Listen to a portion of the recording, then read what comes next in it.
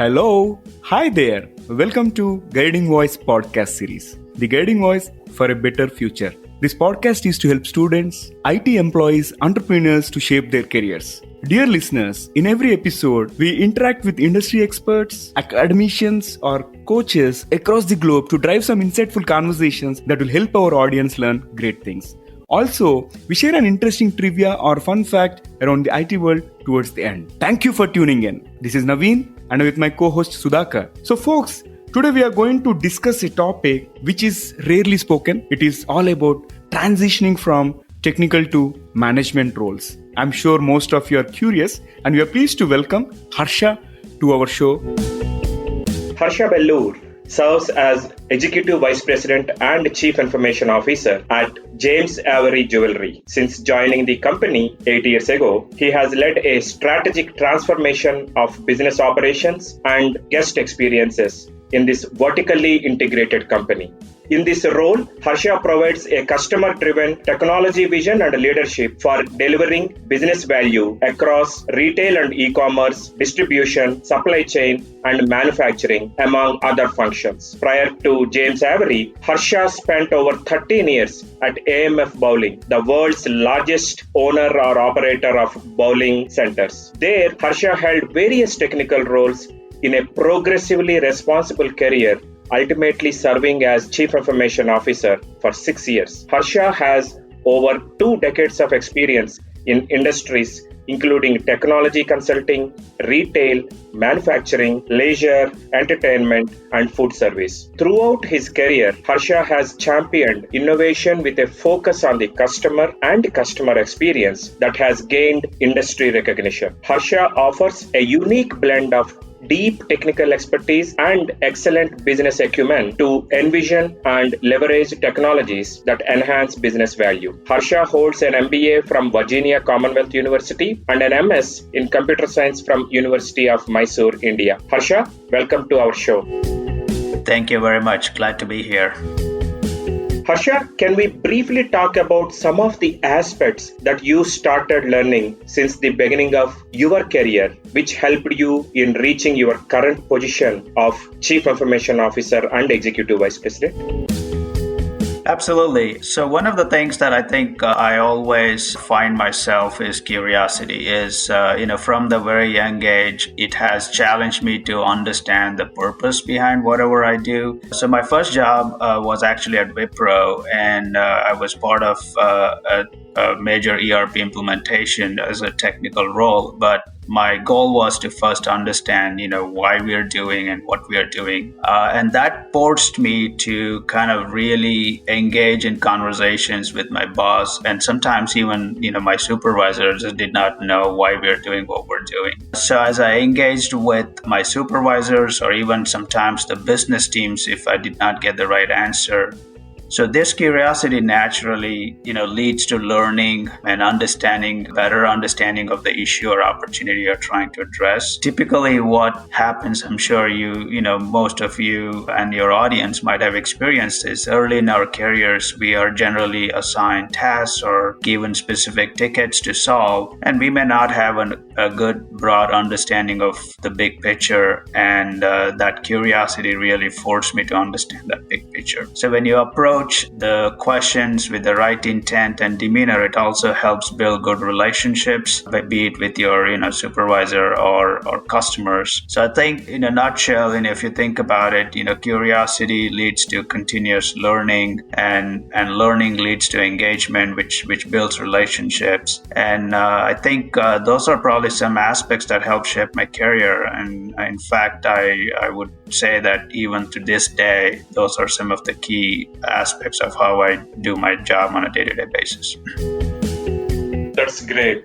Curiosity leads to continuous improvement. Thank you for that quote, Harsha. Harsha, now that you performed or you get to perform both technical and management roles even today, which one is your favorite and why?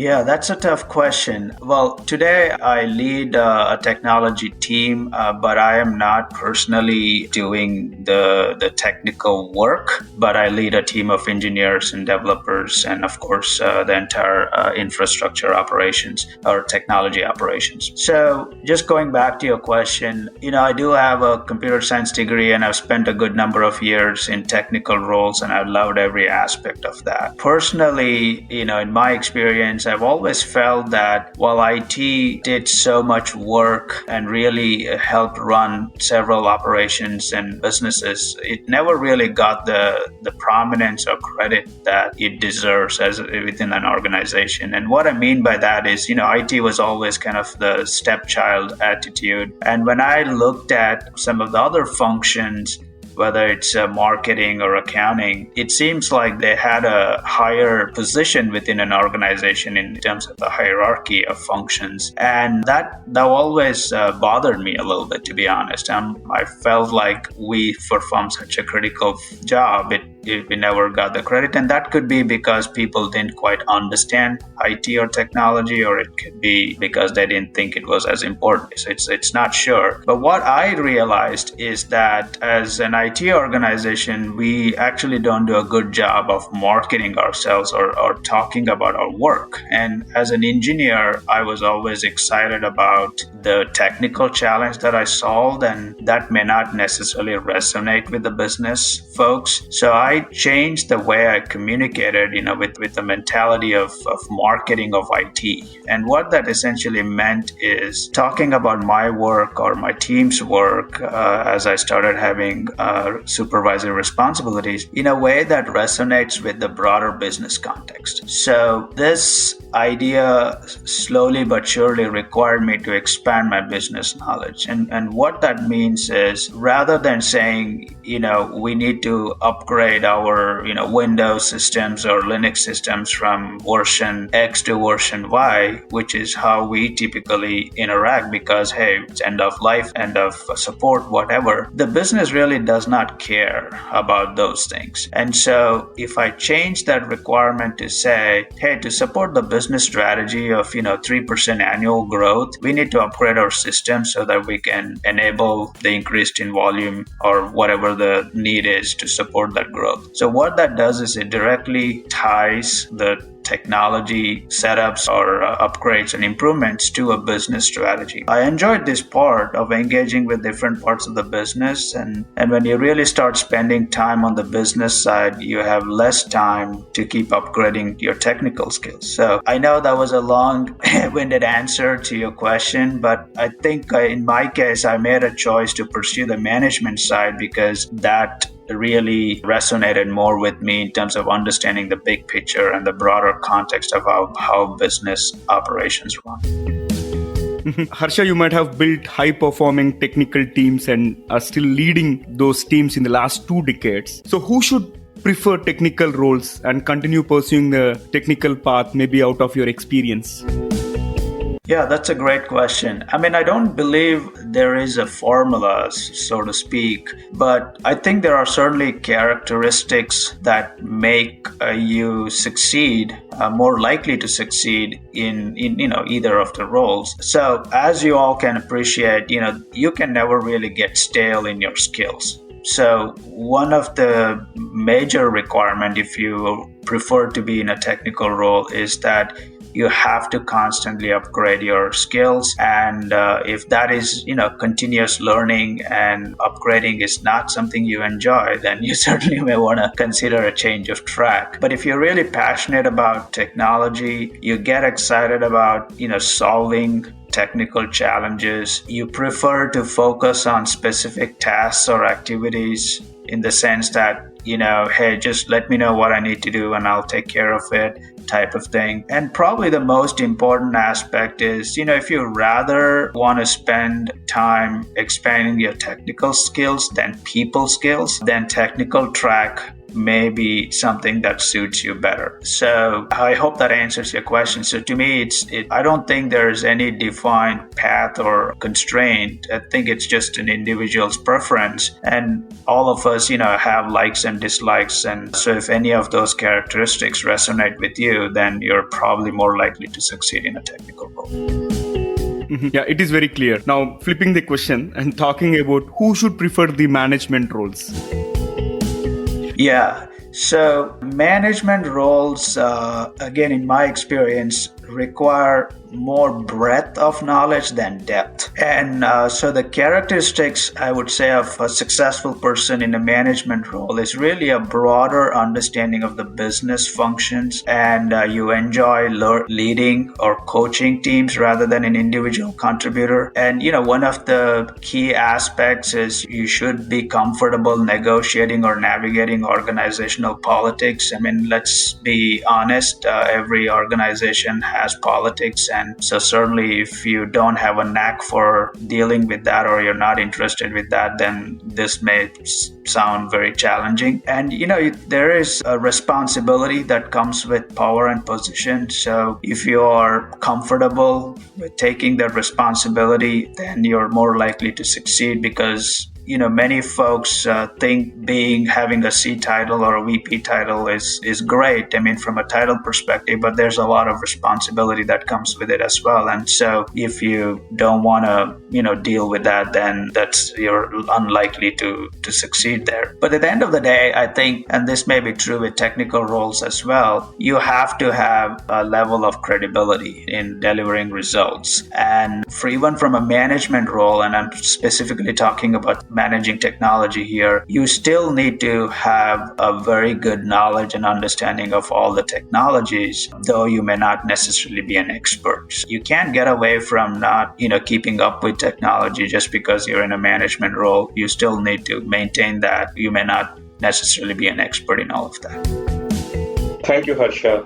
That really helps in identifying the key traits of pursuing the technical side or the management path. Now that you have been on both sides of the coin, what does it take to succeed once you are in that specific role? Let's start with the technical side. Yeah, that's a really good question. One of the things that I believe that I expect of my team is to be really good at your core skills. And as a technical resource, your core skills could be that you are a developer, or you're a DBA, or you're an infrastructure architect, what have you. Be really good at what you do. And then I think it's important to try and expand to the periphery of related skills. I use the analogy of a concentric circle. So if you draw a circle and you say, that's my core skill, you draw another concentric circle and you say, that's my periphery. And so if you're a developer, your core skills might be Python or JavaScript or what have you, but your peripheral skills could be QA analyst or a business analyst. Likewise, if you're a DBA and that's your core skill, your periphery may be, Linux skills or enterprise architecture or infrastructure setups. So what it does is it kind of not only makes you effective in what you do or offer as a core skill, but it expands your technical breadth that potentially can allow you to grow into leadership roles. One of the things that is important to understand is that even in technical roles, as you mature in your career and grow into senior roles, you cannot have one singular path. You cannot become, for instance, a chief technology officer just by being a developer all your life. So I should say, less likely that you will be a technology. Anything can happen, so I don't want to be too prescriptive. Less likely to do that. So the more you're able to expand, that not only makes you more versatile, which is really what most organizations look for. Nobody wants a one-trick pony, as they say. Organizations prefer people who can bring versatile skills. So that really helps you kind of not only be good at what you do, expand that skills to the peripheries.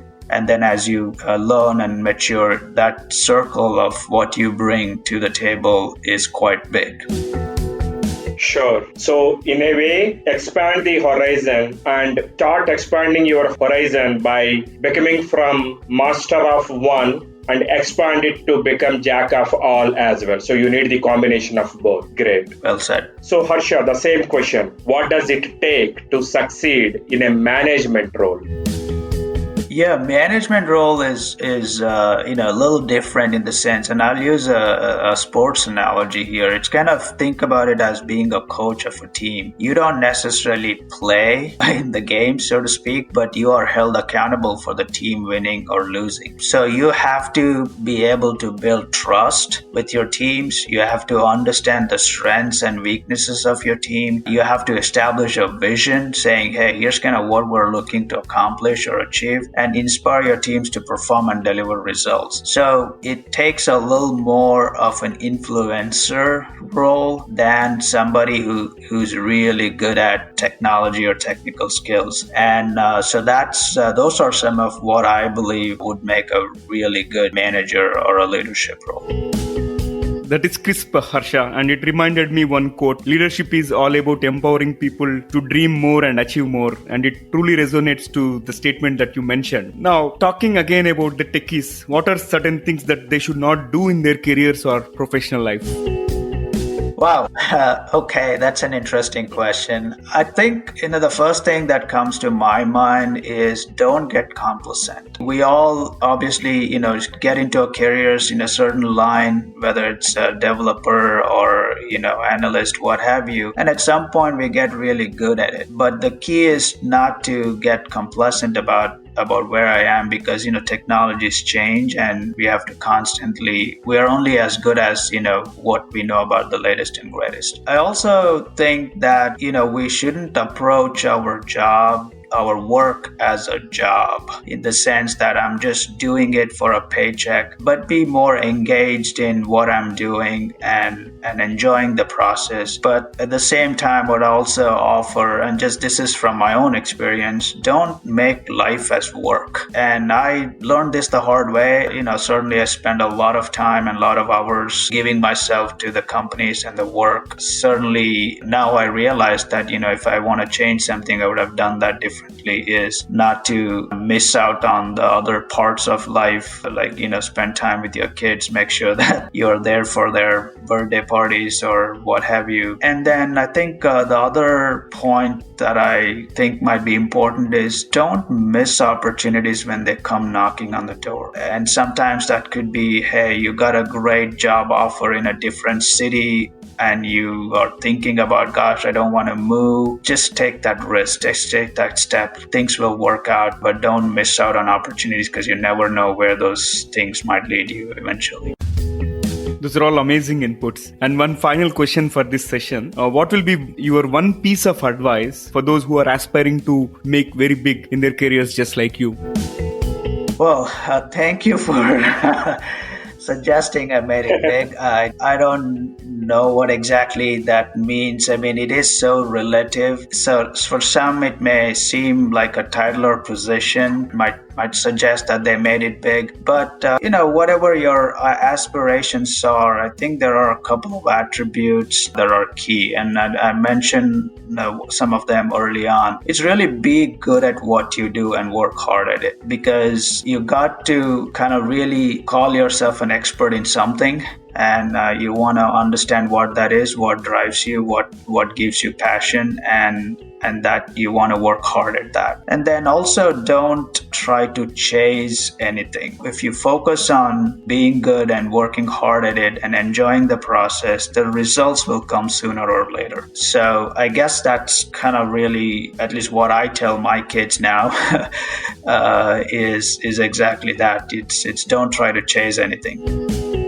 Wow, that's a great summary and great feedback. Focus on enjoying the present and results will follow. Amazing. Harsha, thank you so much for joining us today. It was great to talk about the transitioning from technical to management roles. We really appreciate you taking time.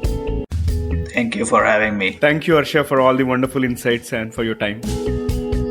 Dear listeners, to know more about our speaker and the content, refer to the show notes and visit or follow us on social media. We are available on LinkedIn, Facebook, Insta, Twitter, Pinterest, and also on YouTube. Just search for The Guiding Voice. And then follow, like, subscribe to us, and also please share within your network. In addition, please feel free to email us at The Guiding Voice for You. That is THEGUIDINGVOICE 4 as a digit, U as a letter at gmail.com, or WhatsApp us on our India number 9494587187. Again, it is India number 9494587187, and we will be happy to collaborate with you. All right. So, Sudhakar, you may also want to talk about featuring our audience on this show. Sure, Naveen. So guys, of late, we have been receiving a lot of career guidance related questions from our regular listeners through YouTube, LinkedIn comments, WhatsApp, and email. And we are responding to them on one-on-one basis. Now, we are pleased to open up a new mode of interacting with you all while providing a chance to broadcast yourself. If you have any questions related to education, career guidance, or a specific IT function, just send your voice message through speakpipe.com/theguidingvoice. We will play your question in your own voice along with the answer either from us or our expert panel in our future episodes. Hope you will utilize this wonderful opportunity.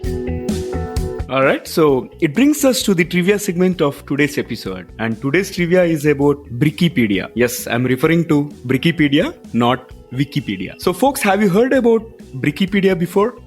All right, so in case if you haven't, I'm going to tell you.